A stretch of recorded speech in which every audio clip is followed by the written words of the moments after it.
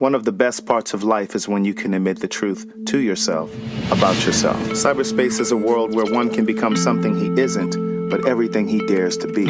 I wasn't interested in getting attached to anyone, and I knew I wouldn't take anyone I met online seriously. I had multiple screen names to increase my chances of meeting someone attractive. The majority of the profiles noted HIV negative under status, but I knew better from the work I had done in the HIV community. I knew 1 out of 3 black gay men was positive. The messages I found in my inbox validated me in my depression. In some strange way, they reinforced that I was worthy and deserving. My days consisted of waking up and logging on to see how many messages had accrued overnight. Months passed before I got honest with my therapist about what was happening with me.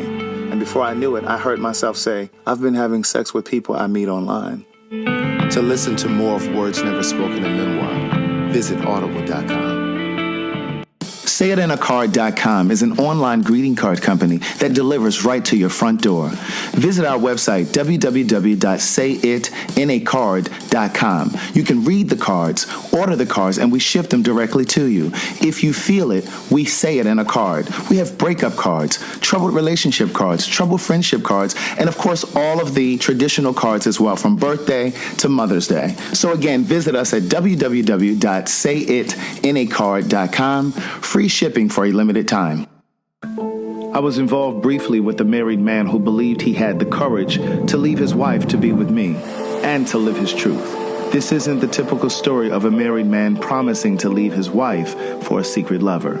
Rather, this is a story in part about a gay man who knew he was gay before he got married, but chose to marry a woman because he didn't know how to break free. Rocky and I met on a gay social media site 3 months after I returned to the East Coast to live, and just 11 months after he was married. At the time we met, he was living and working in Dubai as a contractor for the government on a military base, while his wife was stationed in Tallahassee, Florida, where they had a home. In one of the first messages he sent me, Rocky shared that he was married, but that he had regrets. He explained that he had come out to his mother and siblings when he was 18 years old. He sat there. To listen to more of One Thing for Certain, Two Things for Sure, a memoir continued, visit audible.com. Good day, thinkers, thought leaders, progressives, and dreamers. I'm Craig, the writer Stewart, and this is So Much to Say. These are my thoughts in my voice on black shit, white shit, gay shit, and everything in between. Today, we're going to have a very open conversation with my friend Mike.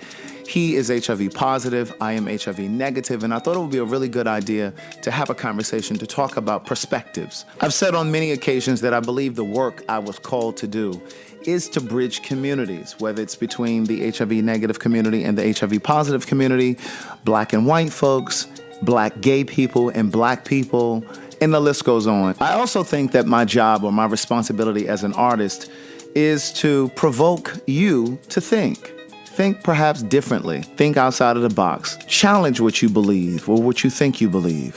So this conversation is going to be open, honest, and it may even be a little painful to listen to. But these are conversations that he and I often have.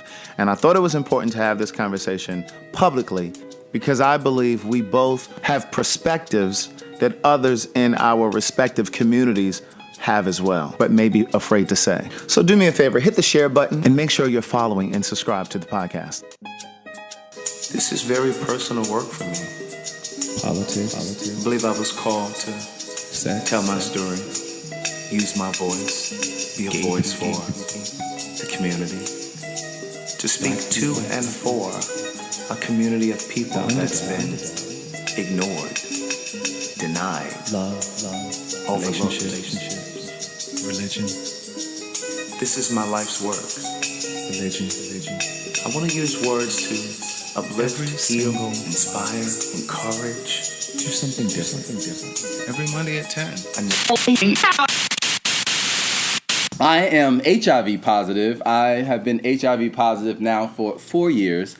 I was diagnosed in August of 2015. Yep, August of 2015. And since being diagnosed, I have basically been on a journey of learning, educating, and spreading basically light on this. Mike and I have these conversations offline all of the time. And so this conversation was kind of inspired about, I spoke in Columbia, South Carolina a few weeks ago.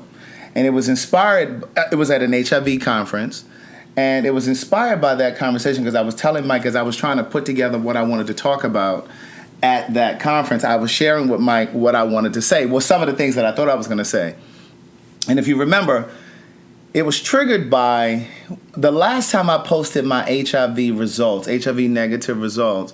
It was back in October of 2018. 2018. That was the last time I posted my results, and I posted it, and a few people kind of got in my comments. I posted it on my Facebook. I posted it on my Instagram.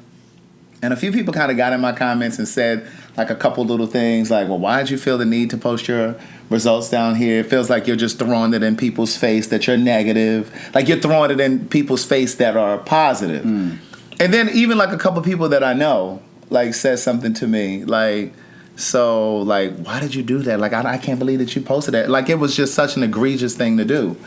And so a part of what I took away from that was there's a disparity. There's a disparity in the way that those of us that are negative move, or the things that we can do or say, versus the things that people that are positive can do or say. One of the other things that I've noticed is I've seen people that are positive post, or even I've been in conversations with people that are HIV positive that have said, "Oh, I would never date somebody that's negative." And they'll say that for whatever reason. Well, let's pause. Let's stay to the first one about you posting your status. When Craig told me that, I've never posted my status. I've seen people on my timeline, they may have posted I'm negative, whatever. You never posted your status, but you went and did a live and talked about your story. Right. But even before I was positive, even when I was getting tested, I never found it necessary to post it. Well, I didn't feel it necessary to post it, but I just feel like for me, it's my responsibility as a quote-unquote visible person, as an artist, as a quote-unquote public figure or whatever. For me, I believe that part of what I was called to do, a part of my life work, is to bridge communities, but also to be like a lesson or be an example or demonstration for young black gay boys that come from small towns or even big cities that don't have examples or demonstrations of progressive black gay men. They only have images that they see in the club. Oh, shut up. Did you need to mute your phone? They only have images of, people that they see in the club or images that they see on television, which are oftentimes over-sexualized. So for me, posting my status wasn't about bragging or I didn't feel like this obligation to post it, but for me it was about really being a demonstration for those young black gay boys who look to me for answers. Because like I've said this before, I spoke at Morehouse a few years ago when my first book came out, and the room was packed. There was about 100 and some people in that room. At the time, that was the largest room that I had ever spoken to. And there was a young black gay boy who came up to me at the end of that talk. He didn't say it I always do a talk back. And he wouldn't pose the question in front of the entire audience. He waited until the end. He came up to me at the end and he kind of talked to me on the side and said that he had just met a guy that he was dating, and the guy disclosed that he was HIV positive. And this young boy asked me if I thought he should date somebody that's positive. And so for me, again, when I posted my status, it was multifaceted. In one instance, I posted it because I wanted to be an example for young black gay boys that are coming behind me, because there's this idea that's been pumped into us from the black church, the black family, and the black community that HIV is part and parcel of being gay, that if you are gay, that at some point you're going to become positive. And I wanted to be an example and say that's not necessarily true. Right. But then also, there are straight people who still think that HIV/AIDS is just a gay disease or DL disease. So for me, it was about dispelling all of that. Yeah. It was never about trying to throw it in the face of people that are HIV positive. But sometimes I feel that people that are positive take it personally when those of us that are negative feel absolute about certain things. And so that's when we get into this conversation, because when Craig told me that, I've never thought or felt that way. I don't know who does, but I was asked today, why did I feel I felt it was necessary to come on Facebook Live. Well, some of you may remember, some of you may not know, but 4 years ago, this idiot that I once dated, decided to basically make fake Instagram and Facebook accounts and basically blaming someone else for me becoming positive. And it went viral, basically. And so with that being said, and I get what you're saying about helping other people, I felt this was my time to, be honest, be truthful, and to come forward and to speak my truth. And so I made it an effort to, again, get on Facebook, because the times that we're living in now, between Facebook, Instagram, social media, it's the best way to get the news out, right? People that may not like your pictures, they're watching this right now. Sharing the video. Don't forget, share it. There's people I don't follow that obviously see the video. And so with that being said, if it spread like wildfire, and my cousin actually last week we spoke, or 2 weeks ago, about, I called my immediate family members and told them before I did a live, but I didn't call everybody. I didn't call my cousins. I that's too many family members. But she was telling me just to hear it. How did I didn't know how the family felt, et cetera, et cetera. So we went back and forth and got to understand. It was pretty cool. But I felt the need to share, because even when I shared that live, my inbox was outrageously overloaded with individuals that said, "Thanks for sharing your story. I think I want to start using condom now. I need to go get condoms now. I need to go get tested. I'm positive. Now I want to start taking my medication." Right. Et cetera, et cetera. And that's the same reason why I posted my negative status. Because I wanted some young black gay boy, even if he's not younger than me, I wanted some person in particular that's gay, that's negative, to be even more vigilant about remaining negative.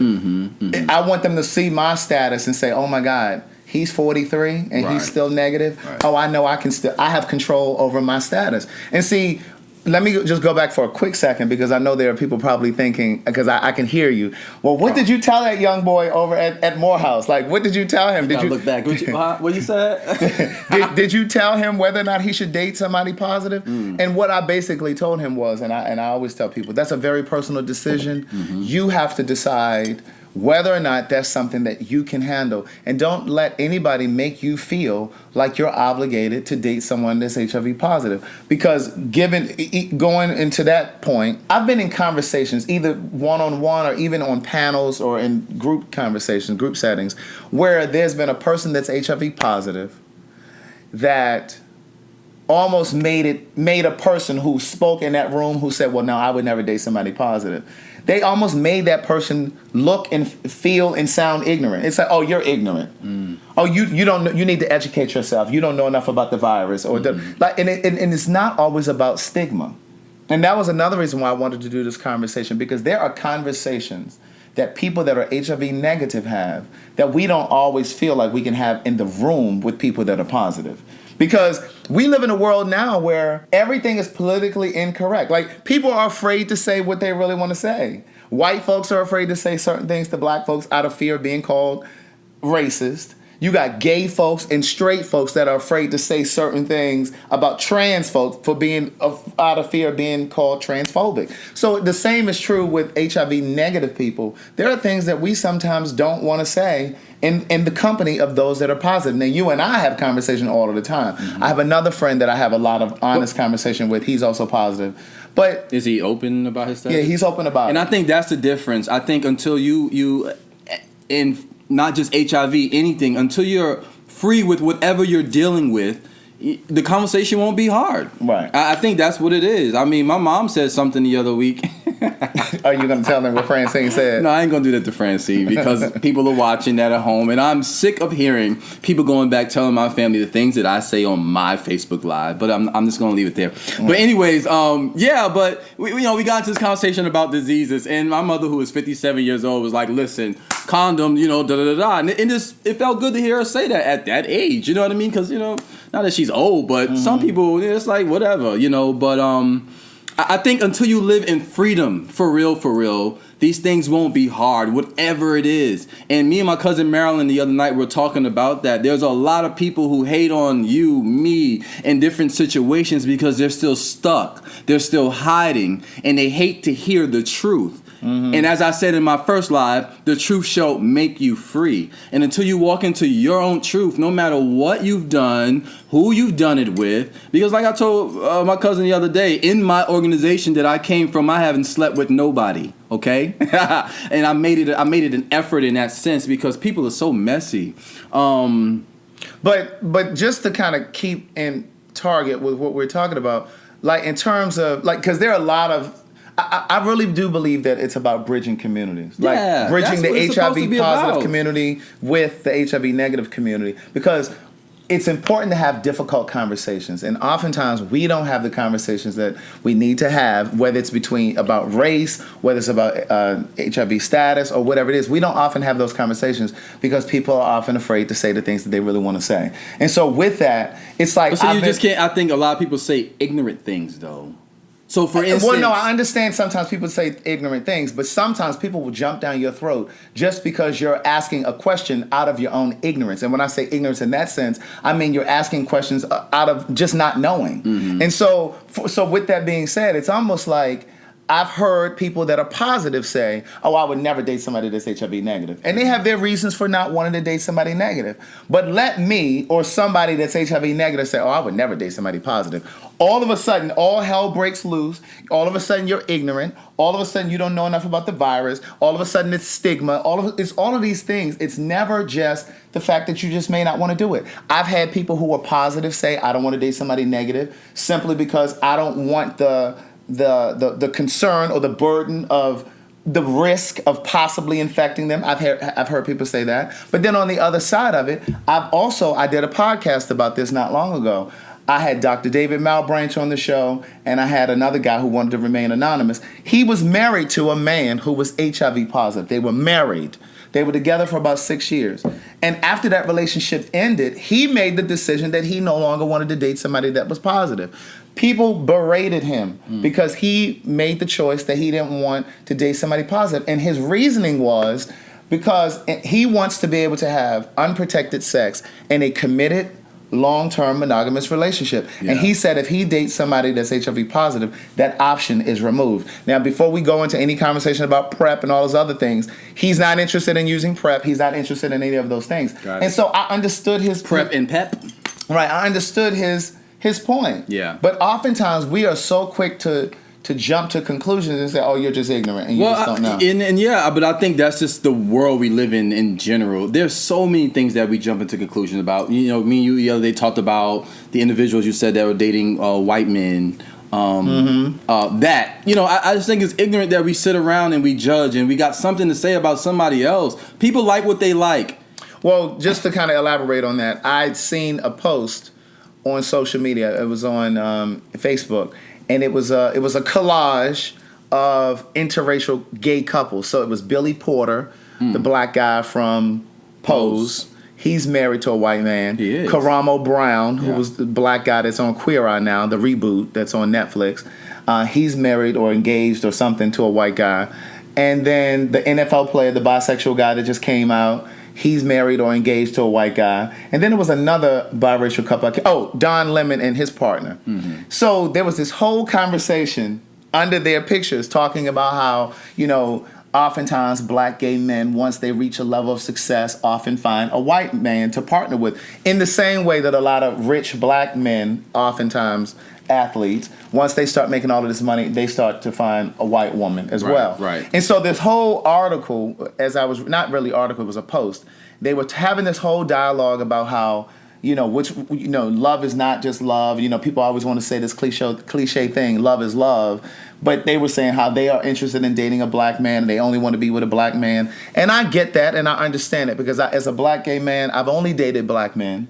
I prefer to partner with a black man. I've never dated outside of my race with the exception of a Hispanic guy when I lived in LA. But other than that, I've always dated a black guy. I see myself with a black man. But the reality is, the assumption in that article or that post was that these men reached a certain level of success and then decided to date a white guy. But then I'm always trying to look at things from the opposite side, from the opposite perspective. Because as a black gay man, I've realized that there are certain issues, certain struggles, certain brokenness that I continue to run into in dating black men, black gay men. And I often say that the issues that we run into dating men are the same issues that black women run into dating black straight men. And it's not always about, oh, now that I'm successful, I want to date a white guy. Sometimes you're just frustrated with the bullshit. And it's not about, well, what kind of choices are you making? Why do you keep making these poor choices? It's not, because I've gotten really good at choosing and eliminating the bullshit. So it's not about that. Right. A lot of this shit is community-wide. A lot of this shit is really relative to the plight of black men in this country, and I include myself in that. But it's about doing that self-care, that inner work, that work that I've had to do. And I just think that we all have responsibility. We have to do that work. And unfortunately, there are a lot of black gay men that have not done that self-care. And so sometimes I am frustrated. I'm like, well, damn, if I was attracted to white men, shit, I'd be with one right now. I get it. Since being diagnosed with HIV, I also felt weird being with someone that was not positive. Which, again, even being positive and being undetectable, as you know, you cannot transmit the disease if it's undetectable, according to research and science. And they say that, and I'm not a scientist, I'm not a doctor, so I'm not here to dispute it. But what I will say is, as a human being and as a person that's HIV negative, I would not take that risk. And I'm just saying that. And I'm saying that because I know... Well, there's a lot of people I know that takes PrEP. Now, let's talk about PrEP. What is PrEP? Well, wait, let me say this. But I'm saying that because I know there are a lot of people that are negative that feel the same way, but don't have the courage to say it openly because they feel what? They feel like, well, I understand what the CDC says and the pharmaceutical companies say that you can't pass the virus if the person is undetectable. And if, you know what I'm saying? But my thing is, I understand that, but I'm not putting my health in the hands of the CDC. Got it. I'm just not doing that. And again, to each his own. And I'll reiterate this. I've dated men that are positive. And I used protection each time with those men. But what I'm saying is, if I'm going to date somebody positive, I'm just not going to run the risk of having unprotected sex with someone and not using a condom simply because he's undetectable. Because I have a friend who was undetectable for years. He was undetectable for years. And he got a new position, took a new job on. And around the same time, his mom was diagnosed with breast cancer. Well, her breast cancer came back, and then she ended up dying. And for most of us who have been working in the HIV field, we know that a lot of the number game in terms of like your HIV viral load and that kind of thing, a lot of it has to do with your stress. Right. Your stress level. And so what happened was he was no longer undetectable. And so my point is, let's just say he and I were in a relationship, and I take the word of the CDC and say, okay, well, my partner is undetectable, and I'm going to go ahead and have unprotected sex with him. But then when that whole thing happened with his mom, with the job, and then he's now detectable, am I now at risk? What if we were having unprotected sex? Well, see, I guess that just get into we just don't know. I think that's the whole thing, and I respect. Your opinion as far as, you just wouldn't. And mine, vice versa. I respect anyone's. But I think the whole thing with all of this is we just don't know. And it's important that we stay healthy and take care of ourselves, however, the best way we know how to. Those that are positive, stay on your medication. And those that are negative, there's PrEP. There's PEP, being pre-exposed to HIV or someone that has HIV or whatever. And like I said, I was about to say, I've met a lot of people that are on PrEP. And me being, again, diagnosed now 4 years, I didn't know what PEP or PrEP was, until now being diagnosed. And I think that's the conversations that we need to have more in... Well, explain to the difference. Our world. Well, PEP is a pill basically like the morning after pill for women. So if you were exposed to someone that has HIV... and you guys had sex unprotected, basically. Or the condom broke, or the something. condom broke. Yeah, I didn't think about a condom. The kids just No, I didn't. the It's kids not just even fucking raw. They are. You get what I'm saying? So in other words, if you think that you were exposed to HIV, Yeah. you have 72 hours. 72 you have hours. 72 hours, hours. to go jump on PEP. That's PEP. PEP, yeah. You just go to your emergency room. You go to the emergency room at your local hospital and tell them that you need to be on PEP. Well, tell them you were exposed to someone you that basically specifically has ask the for virus. PEP. Yeah. And they'll put you on PEP for 30 days, and it's supposed to fight the virus so that you won't seroconvert or become positive. Right. But then PrEP is... Yeah. PrEP is basically HIV medication.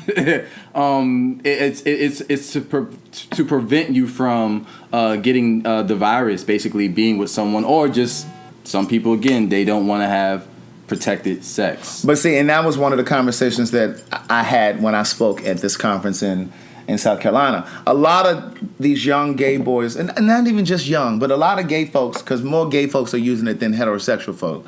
But PrEP, it's a drug for those of us that are negative. It's an HIV drug, but it's a drug for those of us that are negative. And you're not supposed to just use it as if it's a vaccine. Oftentimes, these kids, I always want to say kids, but it's not just kids. A lot of times, folk just want to use PrEP as if it's a vaccine. Oh, okay, he's positive. Oh, well, no big deal. I want to fuck raw. I'm on PrEP, so I'm good. The bottom line is PrEP is not 100%, just like condoms are not 100%. 2, it doesn't protect you against any other STDs or STIs. And then 3, you're supposed to use PrEP in conjunction with other safety measures, good decisions, also condoms. PrEP is supposed to be, in the example of if you get exposed to it, let's say you're having sex with someone that's positive and the condom breaks, you lessen your chances of getting it because you're on PrEP. You're not supposed to just go and use it and then just go out here fucking raw. Right. One of the other things that I wanted to say about this whole thing in terms of bridging the gap between the HIV negative community and the HIV positive community is I believe that there's mixed messaging. So we get most of our information from the pharmaceutical companies and the CDC as it relates to HIV, but I think we've done such an amazing job, and I said this when I spoke in South Carolina. We did such an amazing job of affirming those that are positive, removing stigma, educating people, and holding people up that are positive, holding them up and letting them know and reminding them that you can continue to live. There's life after HIV and all of those things.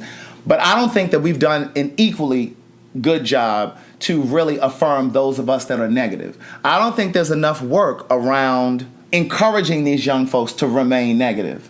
I don't think we celebrate young folks that are negative enough, because these young folks and I keep going back to young folks, and it's not just young folks because they are grown-ass men that are my age that are out here doing some of the same stuff.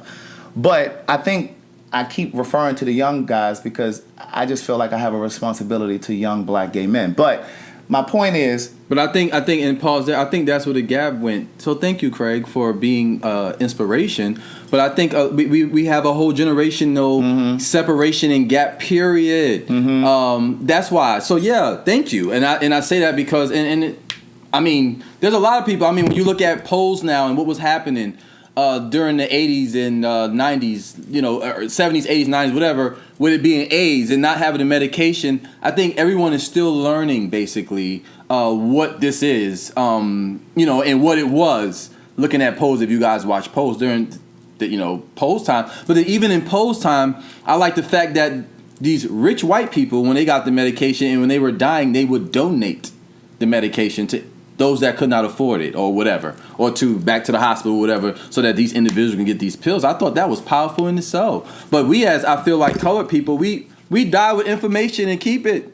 Family secrets, those kind of things. And we just go on. And so I think it leaves this whole thing of people wandering and trying to find themselves and being promiscuous and doing all kind of things. They're getting all kind of things, you know what I mean? Because they don't know. So yeah, thank you. But, I think that the messaging is mixed, and I think that we need to do a better job of affirming folk that are negative and encouraging those of us that are negative to remain negative. Well, do you think it's this? Hold on, let me finish. No, but do you think it's because there's probably more positive people that are not telling their story like me? Well, no, I think what happens is, and this is just my idea, I don't know if this is true, But I just kind of feel like all of the attention has gone to those that are positive because... But why, Craig? I'm trying to tell you if you let me get to the point. But why? I think that what happens is the CDC and the pharmaceutical companies have done such a great job of trying to encourage those that are positive to remain healthy, to remind them, to stay encouraged so that they can continue to live and da-da-da, that we've just neglected those that are positive, those that are negative. And I'm going to finish my point.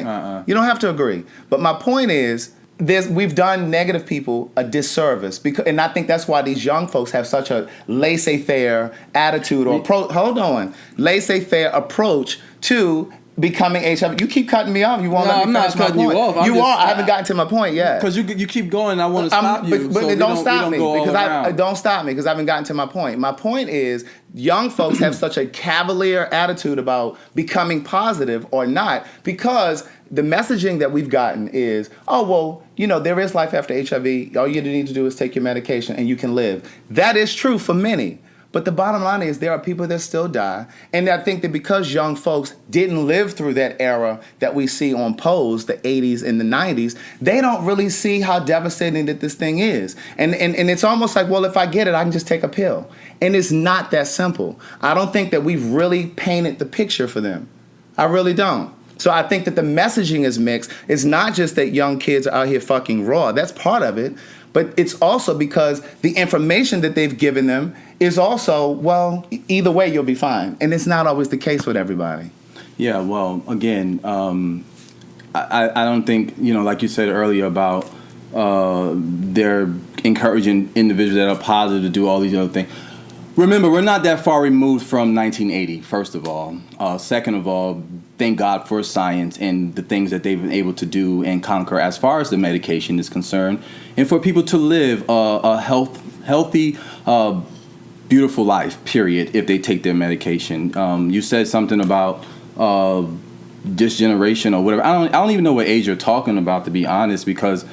I'm 35, you're 42. I'm talking about the generation that's number one in infection. That's the generation I'm talking about. And who's that? Right now, I believe the age group is anywhere from 24 to 28. Don't quote me on those numbers because those numbers change. Mm-hmm. It's that generation. It's the millennials. That's what I'm talking about. Okay. Well, even with that, people dying, whatever, again... I think everything is still a learning situation with everybody. The CDC, everything is still learning. There's still a whole bunch of different testing. There's just a lot of those different things. Just like with cancer, just like with diabetes, just like with all those different diagnoses that we have out here. I'm not saying that there wasn't a learning curve. What I'm saying is at this point in 2019, for us to not really impress upon young folk that folk are still dying. I think we're doing them a disservice. That's what I'm saying. Why are folk dying?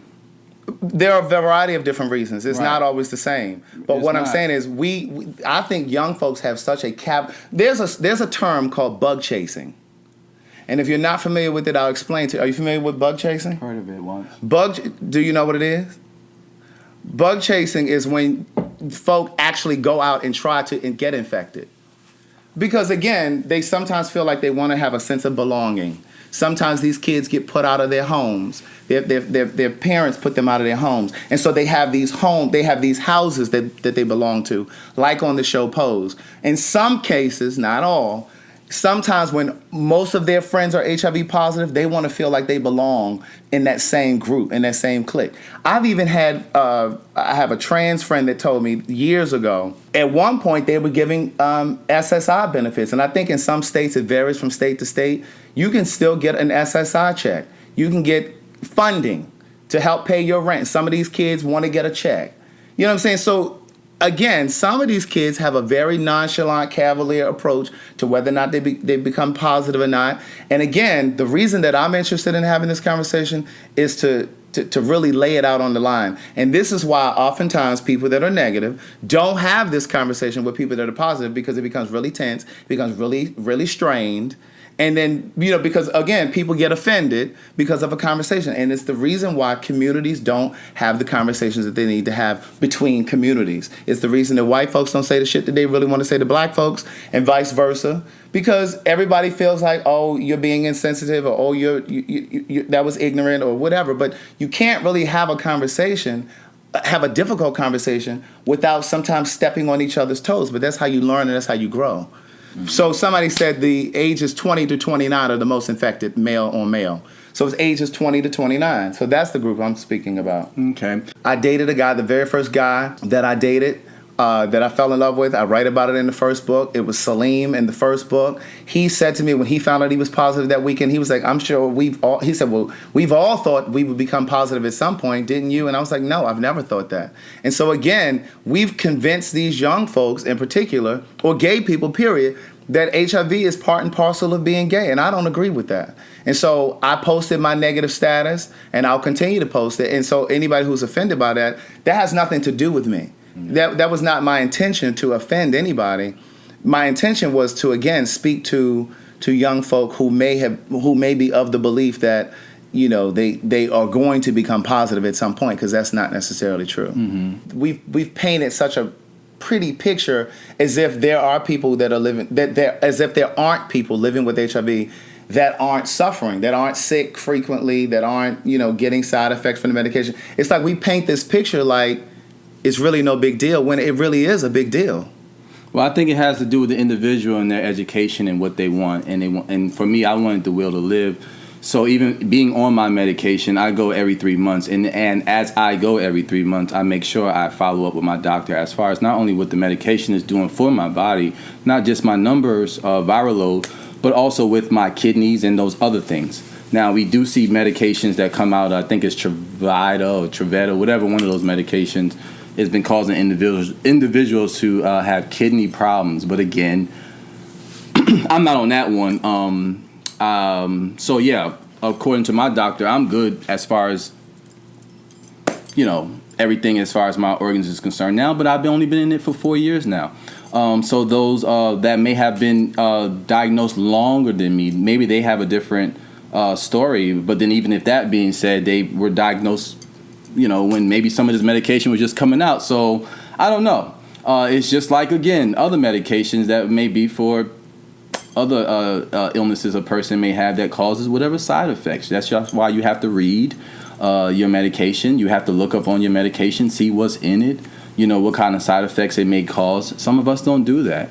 Some of us are not on top of our health as we should be, not just taking the pill and swallowing it, but again, eating right, changing diets. There's a lot of different things that you have to do if you want to live. She said, what's the hardest part? She wrote it again. Who? The hardest part of what? Being HIV positive. There's no hard part for me. I'm fine. So again, like I said, if you listen, somebody else again, I feel like you're getting a little sensitive now. I'm not getting sensitive at all. Okay, well, I just explained to you again what I do for me. Right. Well, and here's what I'll tell you. Even speaking to other people, everyone has different. I have friends that are that get depressed taking their medication. Depression comes with some of the medications. Mine doesn't. Okay, so you don't have any symptoms, but there are people who have diarrhea. Some people have nightmares. What are those? There's a medication that can cause those, I think, kidney stones. It just depends, and it varies from person to person. Everybody is different. Gloria. It varies from person to person. Everybody doesn't have symptoms. Some people do. Some people don't. Yeah. But here's what I will say too. For me, when I first told my mom that I was gay, and one of the first things that she said to me that was a concern for her was that I would become positive, because from her perspective, everyone that she knew, remember she's a different generation, everyone that she knew that was gay became positive, or they died from complications with AIDS. And so for me, it was an unspoken promise. I never said this to my mother, but for me, after that phone call that I had with her, it just became an unspoken promise that I made to her that I would never tell her that would never become my reality, because I never wanted her to have to deal with that, because that was her fear. Going back to Rodney, I asked him earlier why did he think PrEP was bad, and he said that it's killing our gay community. We paint the picture that PrEP is a great pill. when in theory it's killing your kidneys. You shouldn't take PrEP every day. You should take it when you are about to have sex, the week before, the week after, and when to really push for condoms. STDs are real out here in these streets. I agree with Rodney, and that's why I haven't gotten on it. I mean, for me, there's just too many questions around it still. It's a very new drug. It's only about 6 years old. And so I have too many questions. And I'm starting to read articles now where they're talking about bone density issues now and kidney problems. And I don't want to, after 5-6 years of using it, then find out that my kidneys are failing. Now I got to get on dialysis. So I just have too many questions about PrEP. So I haven't jumped on PrEP. I have another friend who has been positive for years. And he doesn't think about it. Somebody asked, do you constantly think about it? I have a friend, he doesn't think about it. And he's dated people that were negative and he's dated people that were positive. And one of the things he said to me was, oftentimes when he dates guys that are positive, they always want to talk about being positive because they have that in common. And he said, he told a guy one time, he said, listen, I don't always want to talk about that. I don't think about being positive every day, so stop bringing that up every time we go out. He stopped dating this particular guy because he felt like the guy kept bringing it up. Absolutely. I mean, having it again, it's like having whatever disease or diagnosis the doctor have diagnosed with you with. And if you walk around every day thinking about being positive or just having cancer or having diabetes or whatever, you know what I mean? You won't live, You were diagnosed. It's not over. And I think it's according to the individual's mindset as far as the will to live and what they are going to do with what was presented to them. And again, take advantage of what we do have. And then while we take these medications, we continue to research, what's in the medication, understand our body, what's good, what's not, take out some things that we've been adding to our body, et cetera, et cetera. And it's just a lot of work, period.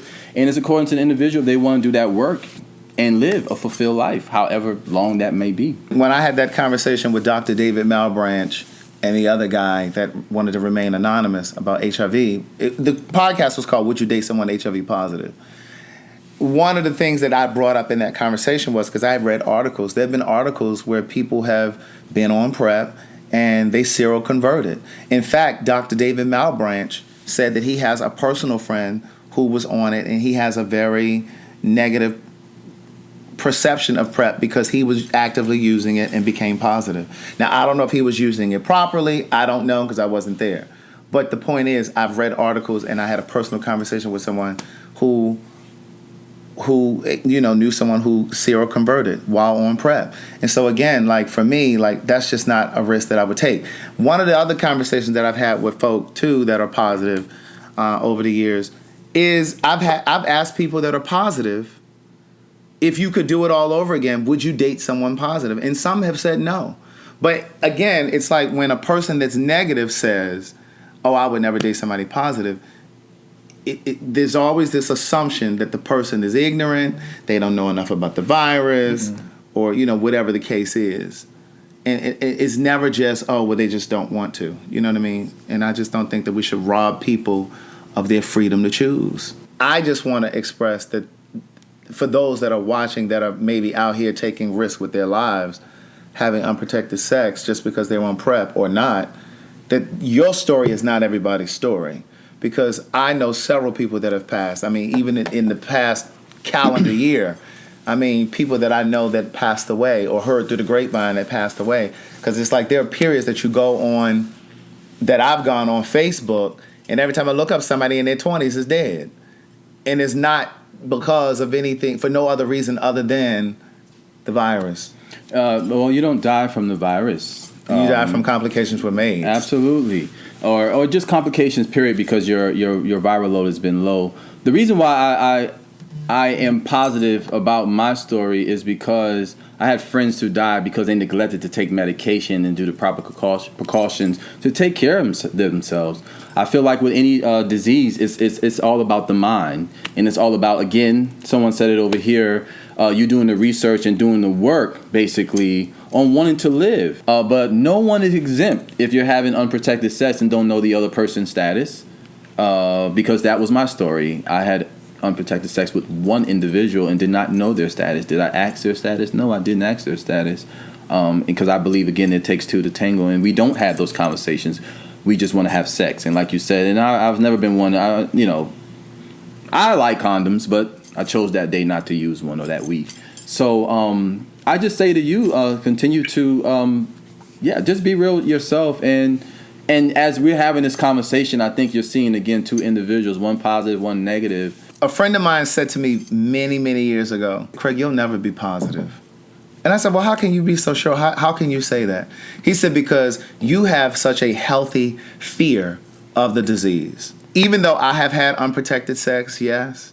And I don't really get into this idea that it's by the grace of God that I'm still negative, because I believe God knows what's best for each of us. And sometimes becoming HIV positive for somebody is their blessing, because it will encourage them to live their best life, to go back to school, start a business, or live more fervently. So I don't get into this whole idea of, oh, well, it's God's grace that I'm still negative. But because becoming positive for somebody could be their blessing. But what I will say is, I've always tried to take a proactive step, and like, I do ask the question, have you been tested? When were you tested? Let's go get tested together. Like, I don't usually rely on taking chances. Like, I just don't take chances in that way. And so I've had the question. I ask the questions. I go get tested with people. Have there been people that I've had sex with without getting tested? Absolutely. But we've had the conversation. And the thing is, I don't know if a lot of people ask the question. I don't know, because I'm not in everybody's bedroom. I can only speak for what happened with me. I've never had an STD, for those of you that might be inquiring and wondering. Again, that's not something that I say to throw in people's face. That's just something that I say because that's something that I'm proud to say. And I just think that oftentimes, especially when we're talking about black people, sometimes we can't even celebrate ourselves without people thinking that you're bragging. And I'm writing about that in this fucking book that I'm working on now. It's in a chapter called Growth. And, I just feel like, there's a fine line between bragging and celebrating yourself. And oftentimes we confuse those two terms. It's not all peachy key for everybody. I've known too many people that have passed away, and I know everybody's story is not easy. And I know that everybody is not flourishing. We hear these esoteric stories about, I had to get over it and I take my pill every day and I'm great. But that is not everybody's story. I celebrate and salute those who have that story, but I'm in the business of trying to save those from becoming positive, because that may not be their story. But the bottom line is, people are living better lives, obviously. Because there was a whole campaign that came out several years ago, where it said the new face of HIV. And it simply meant, the HIV looks just as healthy as anybody else, where before, when you could tell that a person had the virus, because AZT was the only drug that was there, and it was killing people. It made people's hair really fine, the skin got really dark, but that's not necessarily the case now. Thank you guys for listening to this podcast. I'm sure you noticed that the conversation became a bit tense, especially around the 30-minute mark. But, I believe that there are certain conversations that we have to have. And I've taken on this responsibility in a lot of ways, as an artist, as a writer, to really provoke the way you, the listener, the reader, thinks about different things, to challenge what you think, to challenge what you believe. And I'll continue to do that. But, this was definitely one of those conversations that was quite difficult. But I hope that you learned something from it. I hope that it opened your mind to something new. If this is your first time listening to So Much to Say podcast, please hit the share button. Please like or subscribe to the podcast. We're here each and every Monday morning at 10 a.m. For more about me or my work, visit www.craigthewriterstewart.com. Thank you for supporting everything that I do. Be safe, keep loving yourself. SayItInACard.com is an online greeting card company that caters to every single occasion, and we deliver right to your front door. Visit us today, www.sayItInACard.com. If you feel it, we say it in a card. We have breakup cards, troubled relationship cards, friendship cards, sympathy cards, and of course all of the traditional cards as well, from birthday to holiday. So again, visit us at www.sayItInACard.com. Free shipping for a limited time.